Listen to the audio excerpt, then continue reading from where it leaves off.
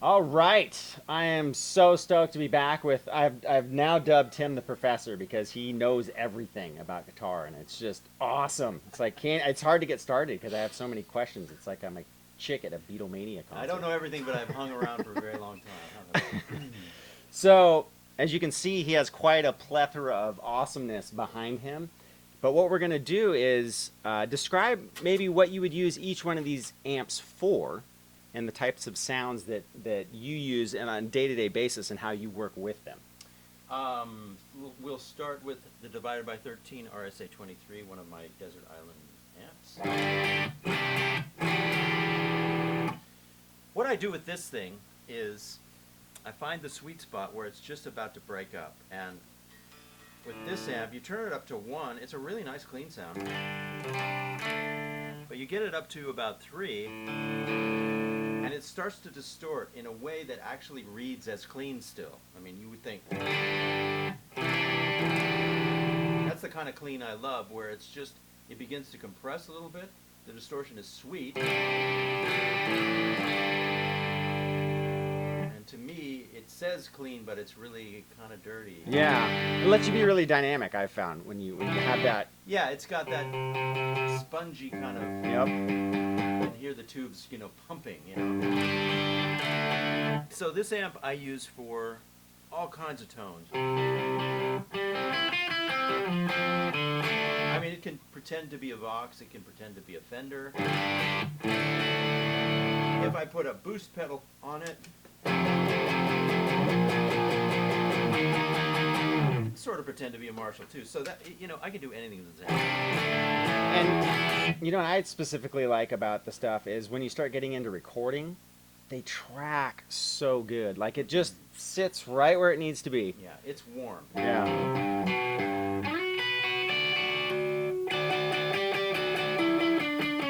And it's that spot where it just starts to break up, where all the good stuff is, the sweet spot. I'll say that nauseatingly many times. The sweet spot. And it's easy to find with the right amp. I mean, you don't want to negotiate with your amp. You want your amp to just be turn on and sound great, Yep. And these amps do that. There's just 3 or 4 knobs. Yes. They sound great. Let me get out of your way so people can actually see you. Yeah, all good. Get in my way. Okay, so and then the Matchless, this really is more of a Vox animal. It's made to sound like a Vox, and it has that really high-end, toothy, a lot of teeth, high-end. Yeah. Yeah, exactly. Yeah. So just sound-wise, like for instance, who could you point to that people wouldn't recognize? Oh, okay, that's what a Vox actually sounds like. Beatles sounds, Tom Petty.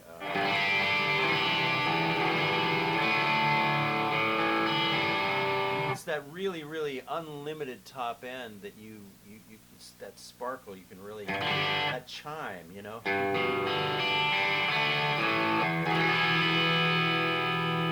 Pretty So great. one thing that's different too is people that are newcomers, there's different sets of power tubes in each one of these amps too. Whereas the 23 are KT88s, the Vox usually are EL84s, That's right.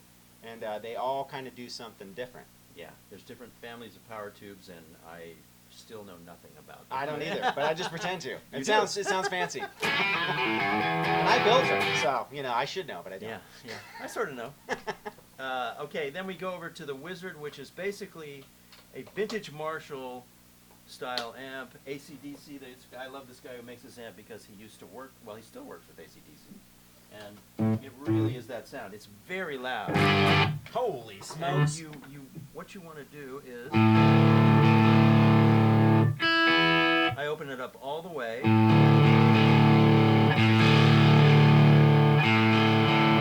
Almost all the way. Whereas the sweet spot, this is interesting, because the sweet spot on Frederick's amp, this divided by 13, is between like 3 and 6. Yeah. The sweet spot on this amp is around 7 to 9.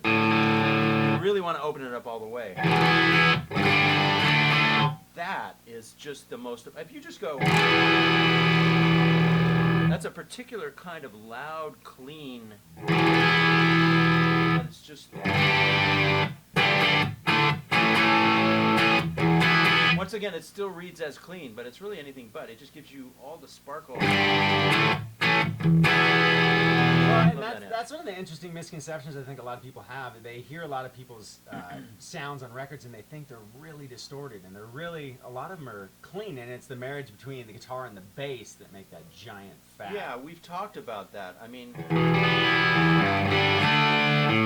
you don't want to hide the sound of the guitar in too much distortion. Now, I'll go to the Diezel and we'll do a super overdrive. The Diezel is another great tool because it sounds like modern rock, although that's going to change in the next month and changed last month. So this is channel 4 on the Diezel, and it's really useful for, you know, high gain rhythm and high gain soloing.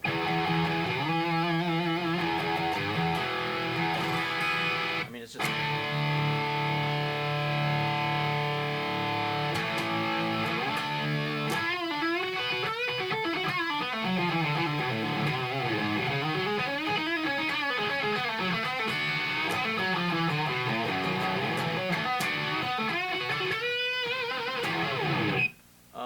Yeah, whatever. Great for soloing.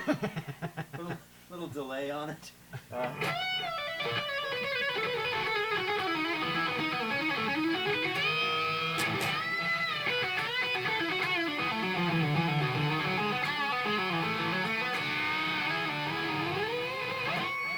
See, and in 30 seconds you just summed up why I feel like a kid in a candy store. Okay, so that's channel 4 on the Diezel.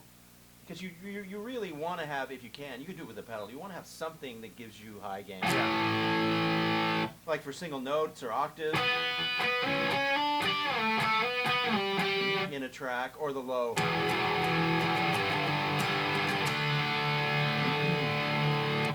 You go to channel 3 and it's a more classic version of that. You go to channel 2 and it's a little cleaner.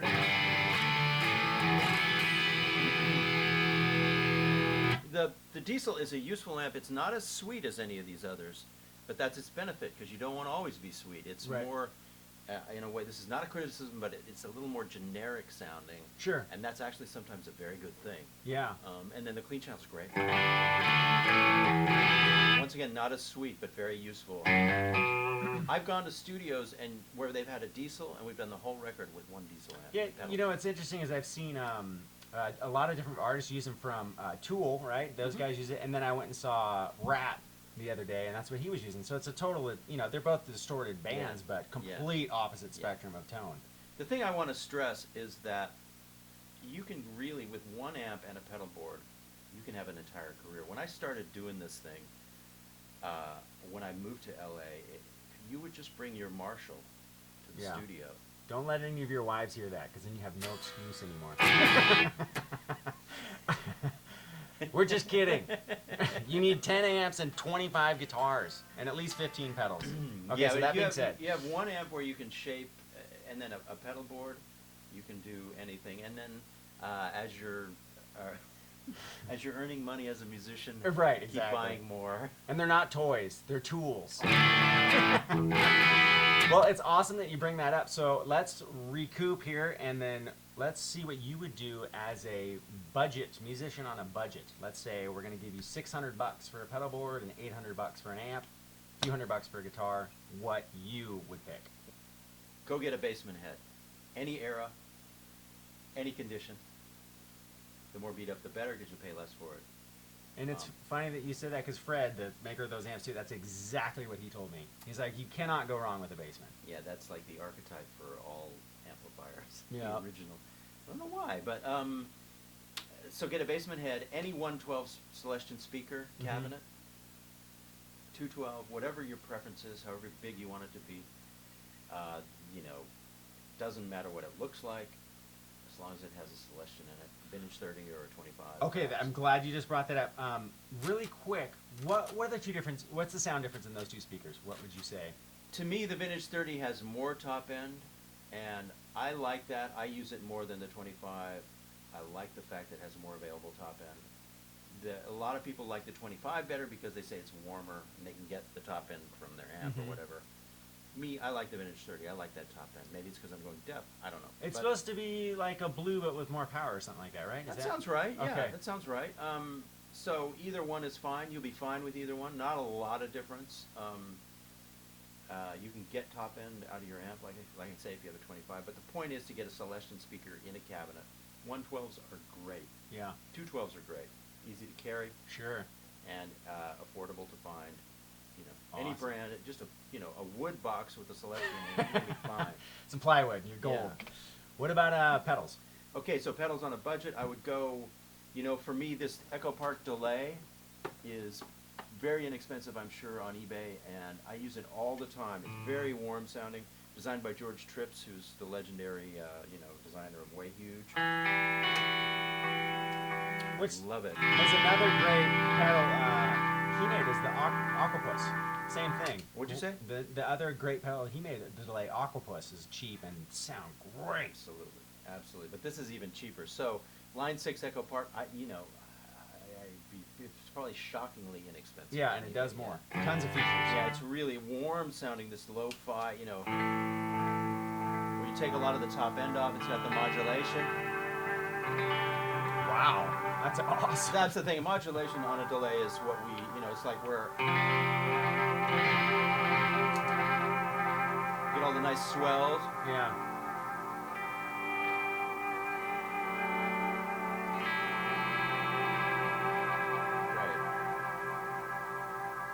So I'd get the Echo Park delay. Any Boss distortion pedal is going to please you. Like a blues driver for a classic sound.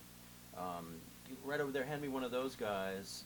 These pedals are great if you're trying to get like huge distortion, the mega distortion, the heavy metal, the Kurt Cobain sound, which is, I think, the DS1 or whatever. Research that one. Sure. Boss makes great overdrive pedals if you're on a budget. Ibanez Tube Screamer. Almost forgot. I used to use that for years. Yeah. That's another great one. Well, and I think people associate that with, the Stevie Ray or that kind of stuff, but you'd be surprised. Like, I remember just seeing back in the day how many guys use that in front of a Marshall and get it really effective. Absolutely. I'd get an inexpensive tremolo from Boss or DoD. And then whatever modulation is your cup of tea, that's a hard thing. Oh, reverb. Get a reverb pedal. I have a Verbzilla by Line 6 over here that sounds really good. Once again, you can go Boss. Mm-hmm. A really good digital reverb is easy to find. And then you'd want a tremolo, and that could be by Boss or anybody. So you'd have tremolo, delay, reverb, overdrive, and fuzz. Now we go to the last frontier, and I think I would recommend the Line 6 box that has all the multi-delays in it. Okay. Do we know? I have one right over there. Like the M9 or? No, well, the M9's the new version. Okay.